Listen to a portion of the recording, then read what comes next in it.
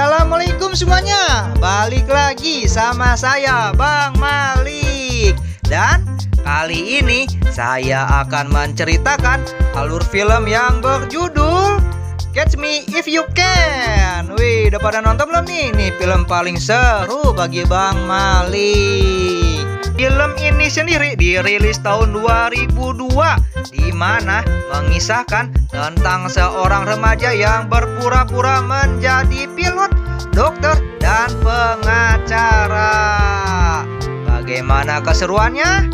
So, langsung saja ke alur cerita filmnya.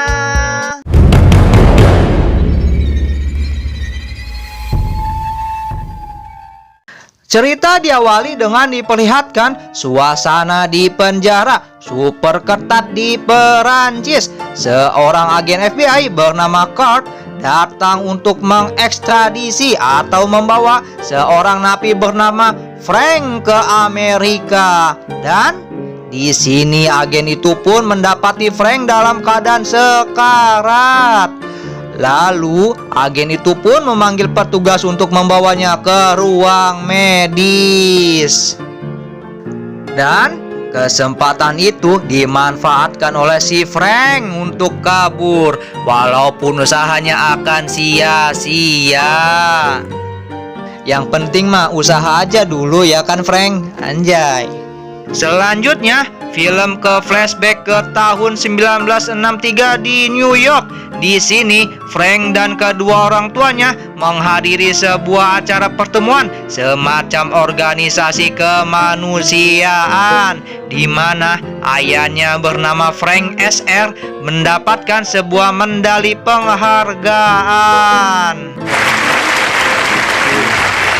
Ayahnya si Frank kita panggil aja Frank SR atau Frank Senior, oke? Lalu di hadapan orang-orang penting, si Frank Senior itu memberikan pidatonya yang berisikan 2 tikus kecil jatuh ke ember yang berisikan krim, 1 tikus menyerah mati tenggelam, dan satunya lagi terus berjuang hingga krem itu teraduk dan menjadi mentega. Lalu tikus itu pun berhasil keluar. Tikus itu adalah aku. Wih, keren nih kata-kata si Frank Senior. Di sini semua orang di sana pun bertepuk tangan meriah, seakan terinspirasi dengan perkataan si Frank Senior itu, dan termasuk si Frank anaknya yang bangga terharu dengan ayahnya itu. Singkatnya, ayah Frank menghadapi masalah penggelapan pajak yang membuat rumah mewah bahkan mobil mereka disita, dan terpaksa harus pindah ke apartemen kecil. Walaupun begitu, ayah Frank tetap bersikap santai dan menyembunyikan masalahnya dengan mengatakan bahwa semuanya akan baik-baik saja. Di hari ulang tahun si Frank, si ayah di sini memberikan 50 lembar cek tunai yang biasa ia gunakan dalam keadaan mendesak. Si Frank juga dipindahkan ke sekolahan baru, di mana dia membuat masalah di hari pertamanya. Dengan pedenya, dia berpura-pura menjadi guru pengganti untuk pelajaran bahasa Perancis. Di sini ia mempermalukan seorang anak yang sudah mendorongnya atau sudah tengil kepada si Frank. Atas masalah itu, orang tuanya pun dipanggil ke sekolah. Akan tetapi, si ayah hanya tertawa. Dan di apartemen, si Frank mendapati ibunya yang bernama Paula baru keluar dari kamar dengan seorang pria asing. Dan di sini si Frank pun nampak kesal. Di hari berikutnya, si Frank kembali mendapati jas dan topi orang lain di sofa tamunya, menyangka jika ibunya telah kembali berulah. Akan tetapi Ternyata barang itu milik seorang pengacara yang sedang menunggu Frank senior untuk menandatangani surat penceraian yang kedua orang tuanya itu. Frank pun memilih untuk tinggal di bawah asuhan siapa, dan di sini perdebatan batin pun terjadi. Frank yang tidak tahan lagi lalu memilih kabur. Dari sinilah awal mula petualangan si Frank pun dimulai. Sempat diusir dari penginapannya karena kehabisan uang. Tiba-tiba si Frank terpikirkan olehnya untuk memasukkan cek, walaupun berkali-kali gagal. Di sini Frank terus mencobanya lagi hingga ia terbesit untuk menjadi pilot Pan AM Gadungan. Dengan berpura-pura mendapatkan tugas dari sekolahnya, di sini Frank mendatangi kantor Pan AM dan menanyakan semua perihal pilot, dari perizinan, kartu identitas, dan lain-lainnya. Hingga ia berhasil mendapatkan satu set seragam pilot PAM AM. Di sini penampilannya itu pun menarik perhatian banyak orang, di mana kala itu pilot PAN AM adalah salah satu profesi bergengsi dan membanggakan tentunya. Singkatnya, lalu ia pun mencari target, dan targetnya ialah petugas bank yang masih muda. Dengan jurus silat lidahnya dan tampang ganteng, si Frank ini berhasil mengalihkan fokusnya. Dari situlah Frank bebas bertanya semua hal yang detail untuk dibutuhkan, untuk kemudian memalsukan cek gaji, mencairkan di hotel-hotel di berbagai belahan dunia hingga mencapai 2,8 juta dolar.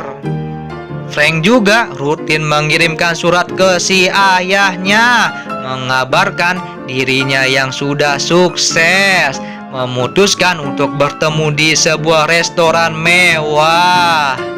Dengan mobil sportnya dan berpenampilan menarik, jelas ayahnya bangga walaupun dia tak curiga dengan kegadungan anaknya itu. Lalu aksi si Frank pun tercium oleh FBI, di mana salah satu agennya bernama Carl kemudian ditugaskan mencari pembuat cek palsu tersebut. Di sini Carl mulai melacak Frank dan berhasil menemukannya di hotel. Karena Carl ini belum tahu siapa itu Frank, dia pun tertipu dengan aksi kepura-puraan yang meyakinkan dari si Frank. Di sini Frank beralibi kalau dia adalah agen Secret Service yang bernama Barry Allen. Di sini ia berpura-pura sedang melacak target yang sama, yaitu Frank atau dia sendiri. Akan tetapi di sini si Kurt meminta identitas si Frank, dan saat akan membukanya, di sini si Frank mengalihkan perhatian dan mengatakan bahwa Kurt terlambat 5 menit. Target mereka mencoba kabur lewat jendela, namun berhasil tertangkap oleh rekannya di bawah. Yang padahal orang di bawah itu adalah tetangganya si Frank. Di sini si Kurt pun percaya dan membiarkan Frank kabur dengan dalih kalau dia akan turun sebentar membawa barang bukti tersebut. Dan disinilah perang dimulai antara Kurt dan Frank, bagaikan Tom dan Jerry di dunia nyata. Merasa bersalah, Frank pun menelpon si Kurt. Namun, dia justru menyindirnya jika Frank menelpon bukan untuk meminta maaf, melainkan tidak memiliki orang lain untuk dihubungi. karena jejak kejahatannya sebagai pilot gadungan sudah mulai tidak aman, Frank pun kemudian memalsukan identitas serta ijazahnya sebagai lulusan dokter. Lalu ia pun belajar banyak tentang perihal kedokteran dan melamar pekerjaan di rumah sakit. Si Frank pun diterima, lalu ditempatkan sebagai dokter pengawas UGD dengan nama Frank Connor. Si Frank mah enak, mau jadi pilot tinggal jadi pilot, jadi dokter ya jadi dokter dia mah. Mantap, udah mah ganteng, mantap. Di sana si Frank bertemu dan dekat dengan perawat muda yang bernama Brenda. Di sini ia mulai jatuh hati dengannya. Sementara si Kurt melacak semua nama dan akhirnya ia bertemu dengan ayahnya si Frank. Dari surat-surat yang dikirim oleh si Frank, akhirnya dia mengetahui nama asli Frank serta alamat kediamannya. Saat didatangi, ternyata Frank sedang tidak ada di tempat. Singkatnya, di sini diperlihatkan Frank dan Brenda. Di sini ternyata Brenda pun mengakui jika ia diusir oleh keluarganya akibat pernah menggugurkan kandungannya setelah diperkaos oleh teman golf ayahnya itu. Entah dasar apa, Frank di sini berniat menemui ayahnya si Brenda dan ingin meminta izin untuk menikahi putrinya tersebut. Di sini ternyata ayahnya si Brenda merupakan seorang pengacara dan juga seorang pendeta yang taat. Di sini Frank beralibi bahwa dia juga seorang pendeta. Lalu Frank pun di sini mendapat kesempatan memimpin doa makan. Namun Frank melantunkan kisah dua tikus dari ayahnya itu. Gokil emang Frank nih, pakai kata-kata bijak ayahnya. Aduh. Dan juga di sini Frank mengakui ia jurusan Berkeley University dan ia mengambil jurusan hukum sebelum akhirnya memutuskan untuk menjadi dokter. Jelas di sini kedua orang tua Brenda tertarik, apalagi ayahnya Brenda lulusan dari sana juga. Alamak, ayo lo Frank, gimana lo? Ternyata ayahnya lulusan situ juga. Ayo lo, panikan. Hai. Di sini ayahnya Brenda pun mengupayakan agar Frank bisa mengikuti ujian Louisiana State Bar, di mana Frank kemudian lulus lalu memegang sertifikat di bidang hukum. Karena benar-benar akan bertunangan, Frank pun sadar dia harus berhenti dari kepalsuannya. Frank di sini lalu menelpon si Carl agar berhenti mengejarnya. Namun si Carl menolak karena hukum tetaplah hukum. Carl di sini harus menegakkan keadilan. Singkatnya, di acara pertunangan, Carl di sini berhasil melacak keberadaan si Frank dan bertemu ayahnya si Brenda. Frank yang sadar dirinya dalam bahaya. Di sini ia segera kabur melalui jendela. Tapi sebelumnya dia membuat perjanjian pada Brenda untuk bertemu di bandara 2 hari lagi dan mengakui bahwa nama aslinya yaitu Frank Junior, bukan Frank Connor.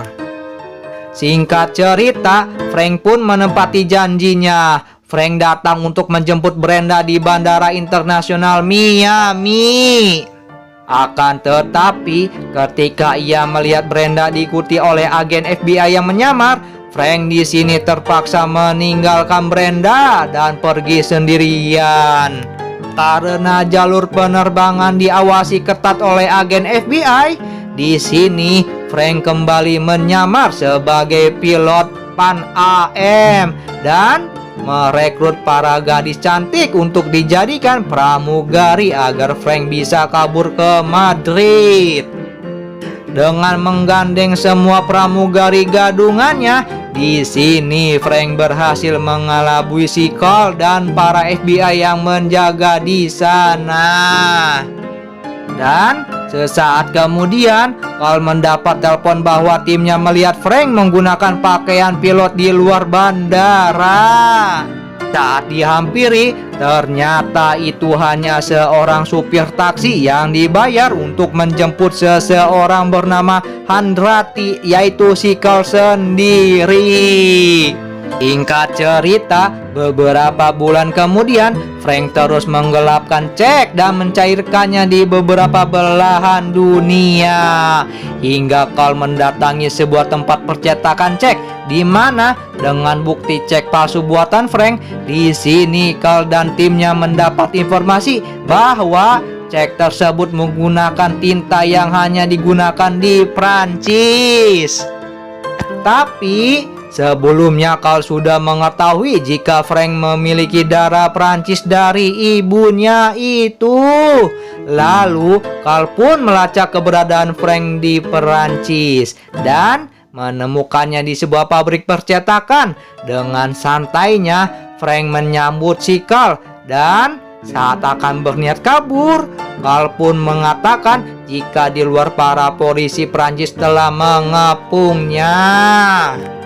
Singkat cerita, akhirnya Frank tertangkap. Atas perbuatannya, Frank ditahan di penjara Prancis selama 2 tahun lamanya dalam kondisi yang menyedihkan. Akhirnya Frank diekstradisi untuk kembali ke Amerika oleh si Carl. Carl sangat peduli sekali dengan si Frank. Di dalam penerbangan, Frank diberitahukan oleh si Carl jika ayahnya telah wafat. Jelas di sini Frank shock dan tak menyangka apa yang terjadi pada ayahnya itu. Frank pun bersedih dan meminta izin untuk ke WC. Di sini ajaibnya, saat di WC, Frank pun berhasil kabur dari pesawat melalui celah pada wastafel, lalu keluar melalui pintu roda sesaat setelah pesawat landing. Frank pun kabur menuju kediaman ibunya yang ternyata sudah memiliki keluarga baru lagi. Dan sesaat setelahnya, Carl pun datang menjemput. Di sini, Frank pun bersedia ditangkap sebelum ibunya menyadari siapa dirinya yang sebenarnya. Lalu, Frank pun diadili dan ditahan selama 12 tahun di dalam isolasi. Namun, Carl selalu mengunjungi Frank di penjara, yang juga membantunya untuk mengidentifikasi cek-cek palsu dari kasus lainnya. Frank si ahli melihat cek palsu, anjay. Di sini si Frank mampu membedakan walaupun tidak menyentuh cek tersebut. Keren, mantap, Frank. Tertarik dengan keahlian si Frank ini, FBI lalu merekrut Frank untuk bekerja sebagai staf ahli di bidang cek palsu selama hukumannya belum selesai. Karena bosan dengan rutinitasnya, di sini Frank kembali berhasrat untuk kembali terbang saat melihat seragam pilot. Lalu, si Carl pun mengizinkan Frank untuk pergi terbang dan bertemu di bandara karena Carl yakin si Frank akan kembali lagi hari Senin. Pada hari Seninnya, di sini Carl mulai cemas ketika Frank tidak muncul kembali juga. Tapi tak lama berselang, akhirnya Frank pun kembali lagi dan Carl pun lega. Semenjak saat itu, mereka berdua pun terus bekerja sama untuk mengungkap kasus penggelapan cek yang ada di sana. Dan di ending dijelaskan setelah Frank bebas dari hukumannya, dia pun menikah dan memiliki 3 orang anak. Selain membantu FBI, Frank juga mendesain cek yang aman untuk digunakan bank dan perusahaan. Dan berkat jasanya itu, si Frank digaji jutaan dolar per tahunnya. Dan film pun selesai. Nantikan alur film berikutnya dari saya, Bang Malik. Yo, akhirnya selesai juga alur film Catch Me If You Can. Wih, Bang Malik suka banget nih sama nih film yang dibintangi oleh Leonardo DiCaprio. Wih. Yang film Titanic. Wih, keren dah emang dah nih. Nih si siapa namanya, Frank Junior. Wih, dari dikasih kado ulang tahun ayahnya cek kosong, bisa kemana-mana keliling dunia gitu. Wih, udah mah ganteng, pinter, mau jadi pilot mah jadi pilot, tinggal beli seragam. Mau jadi dokter beli seragam sama malsuin ijazah. Wih, keren emang deh ini. Di endingnya juga jadi agen FBI lagi si Frank ini, digaji jutaan dolar per tahun. Emang rezeki mah nggak kemana. Emang si Frank ini halus banget pisan dah. Keren emang si Frank ini malah. Yo, di sini Bang Malik cuma memberitahukan bahwa jangan lupa makan untuk tetap sehat dan semangat agar kuat menjalani kehidupan dunia yang tak kenyataan dalam pokoknya kuat dalam pokoknya itulah. Oke, sekian dari saya, Bang Malik. Bye, jangan lupa nonton lagi di alur film berikutnya dari saya, Bang Malik. Yo, wassalamualaikum.